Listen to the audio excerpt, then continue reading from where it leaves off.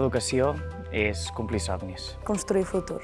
Per mi la docència seria preparar els infants per al futur i per al que vindrà. Jo crec que en el punt on vaig veure que volia ser docent era quan vaig veure que vivíem en una societat que havia de canviar i que la docència és el punt zero per començar a construir-les i transformar aquesta societat que volem viure.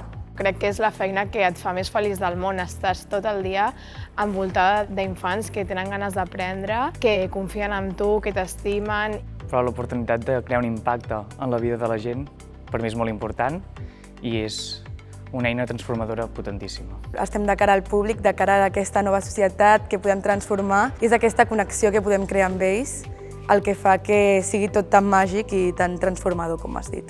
Tothom veu superexitoses les feines com per exemple els metges, però no entenen que aquells metges han rebut una formació que ha sigut una formació donada per docents. Ha de ser útil la classe. Cada cop que el nen surt de l'aula hagi après alguna cosa nova, que li serveixin per alguna cosa. Que tingui curiositat per aprendre no només dins de l'escola sinó també fora. És una professió totalment vocacional perquè són hores voler que aquestes persones creixin. Jo els diria als mestres que se'ls valora. Sí. Ens estimem la seva feina i que els nens, sobretot, la necessiten.